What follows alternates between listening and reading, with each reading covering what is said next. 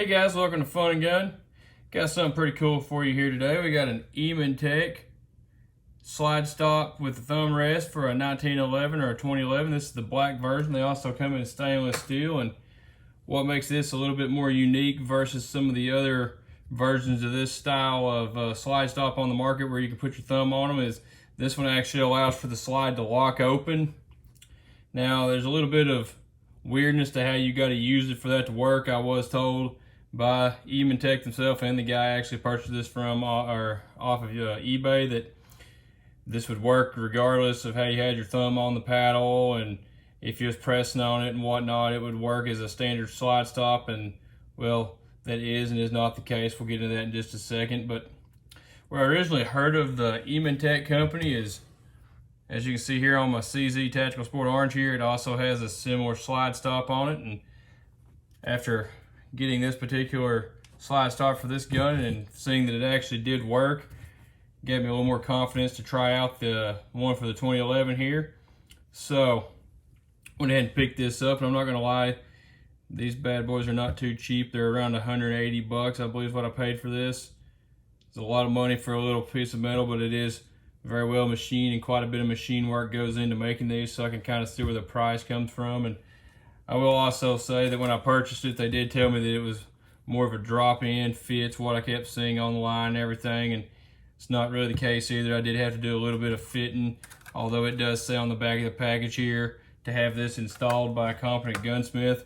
I'm not saying I'm a gunsmith by no means, but I will tell you what I did to make this work, and you do it at your own risk, I guess, kind of deal. It does work the way I have it done, so that's just what I'm going to go ahead and say about that. So when I say it's a little bit weird on how it works, I'm going to go ahead and start off by showing you that there's no magazine in this gun currently, and the chamber is empty. We're going to bring in an empty mag here and put it into this gun. And the way you would expect to be able to use this is to put your thumb on the paddle as so, and just be able to press in on it. It's got a nice shield here to keep your thumb from rubbing on the slide and whatnot, and you think you'd be good to go right there, and your slide would lock open because that's what I was told. But as you can see here, with the magazine in the gun and my thumb on the rest right here, just putting a little bit of pressure on it, not a whole lot at all, it will not lock open. And I'll go ahead and insert a clip right here of me shooting it and showing me make this gun not lock open on the last round right here.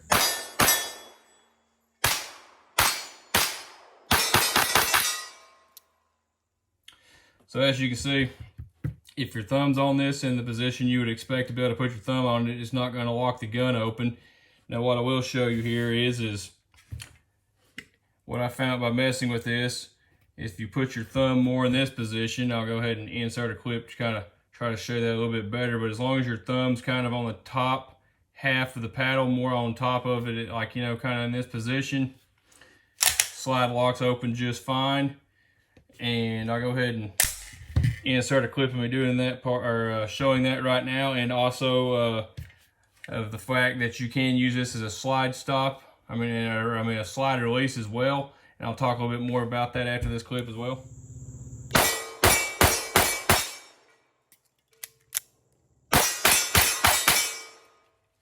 Okay, as you can see, this will lock the gun open depending on where your thumb is placed on the paddle, and you can also drop the slide using the little ledge right here. That's where it's a little bit extended, out where the it actually locks onto the slide.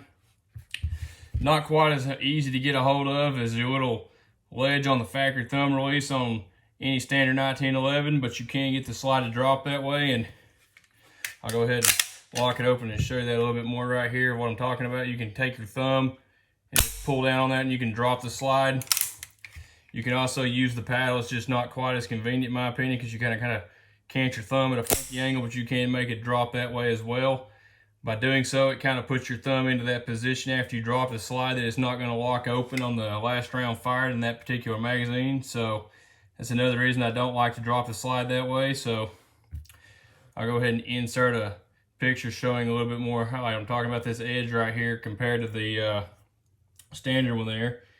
And another thing I will say is, if you're shooting this particular gun left-handed, if you're shooting it, let's say weak-handed, I guess that is for most people, that your finger actually is touching the bottom of that if you're not careful, and you can actually engage the slide stop with your trigger finger there. So not something I've done while shooting, just something I noticed messing with it, that it does hang down just enough right here to allow you to push up on it.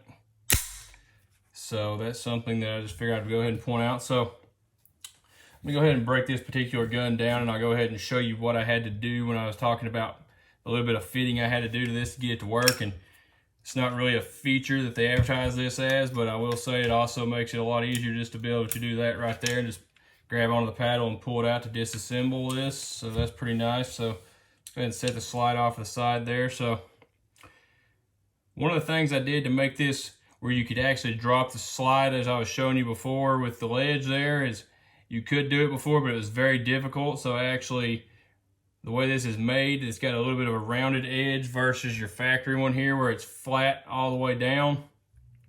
And the flat part going all the way down allows for the pin to not have anything to catch on. And when it's rounded like this, the pin actually will get underneath the rounded area and lock it up into the upper position, similar to your safety here. I'll show that in just a second when I install it in the gun.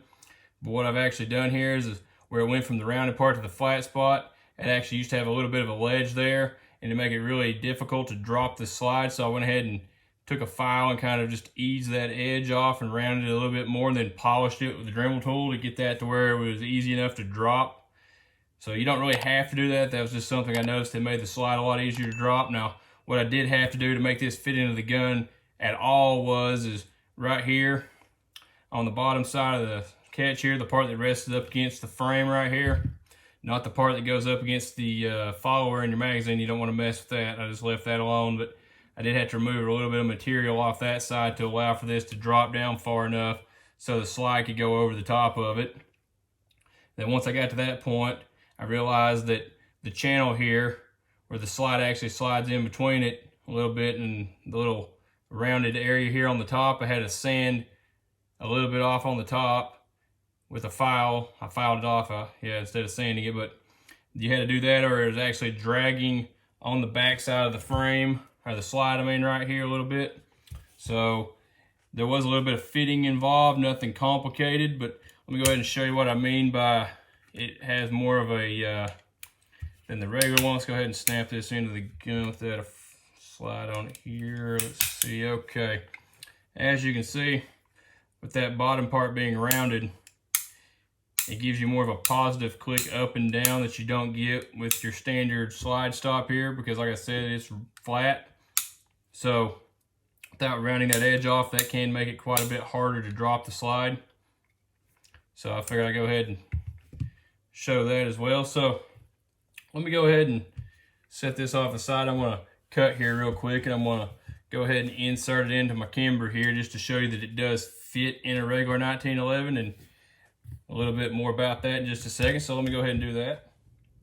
Okay, went ahead and put a quick cut in right there because it is quite a bit harder to install this into the camber than it is my Bul, because the spring inside here is a little bit stiffer than it is on my Bul, and the slide as well. So I'm just going to go ahead and show you that this does work in a regular 1911. I've not actually fired this particular gun with a thumb wedge in. I just test fitted to make sure it would work, because it says on the website and in the package that it works in both guns. But I didn't really, like I said, test fire it in this gun because I more wanted this for the Bul there. But just go ahead and show you this gun is empty. I'm going to go ahead and bring in an empty magazine here. I'm going to install it into the gun and show you that it does indeed lock open with your standard 1911. We're going to drop the mag here and show you that it does release as well. And you still get a good grip on it, just like you do on the Bul there.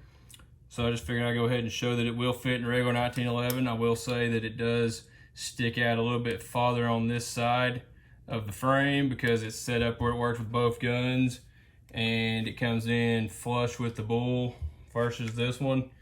So that is something, if you really want to, you can cut that off flush with it and re-blue the tip of it. I didn't bother doing that because, like I said, set it up for the other gun there. But okay, I'm going to cut one more time here. I'm going to come back and I'm going to show you how I got this particular slide release thumb rest to work with my holsters. Okay, went ahead and swapped the thumb rest back over to my Bul here so I can show you how I fit this into my holsters. We're going to start off with the easier one of the two here, which is my alien gears, the holster I used to carry this in. And I essentially done no more modifications to this holster at this point other than cutting it out to work with the red dot, because this holster is actually for a staccato P duo, or just the staccato Ps.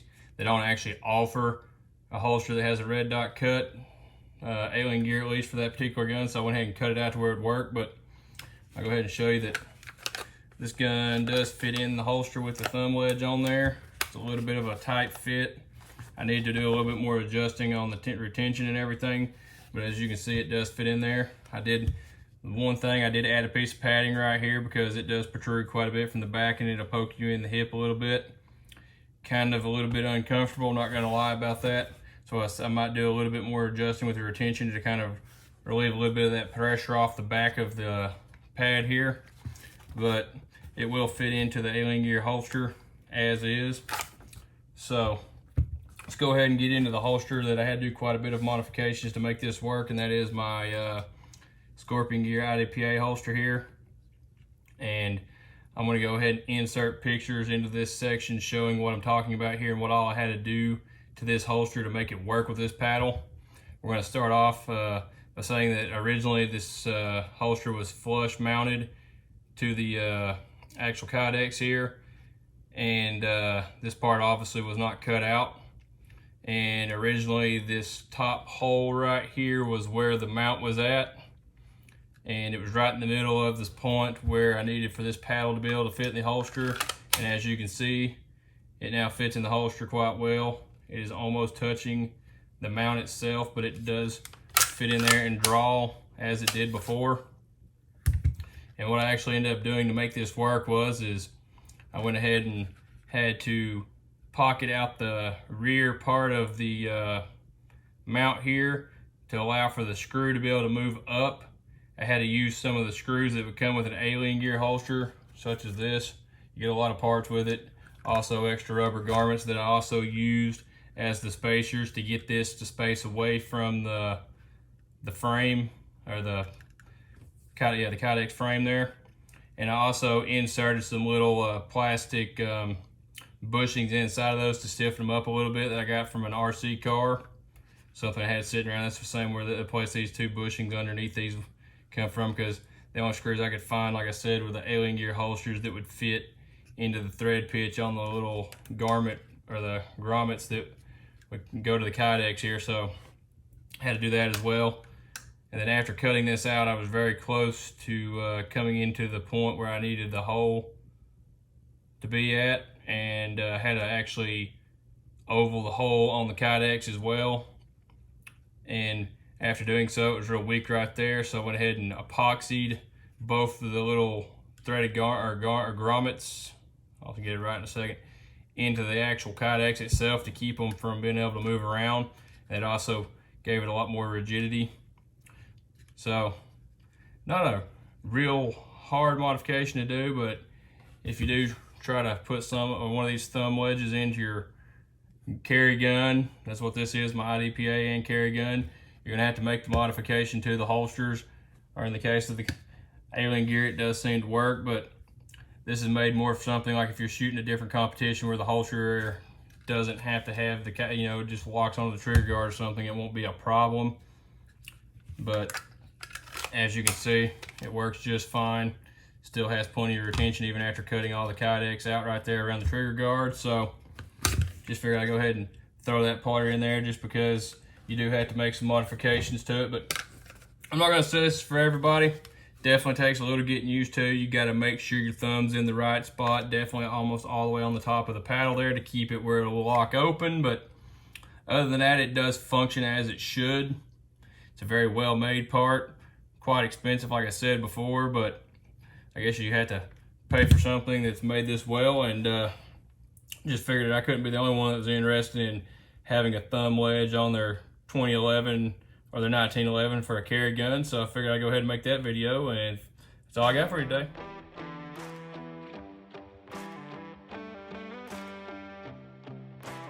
Okay, if you made it this far, I just want to say thanks for watching. Don't forget to like, comment, and share. If you're looking for more FunNGun right now, you can click one of the 2 recommended videos there. If you're looking for more FunNGun later, you can go ahead and click that there subscribe button. I sure would appreciate it.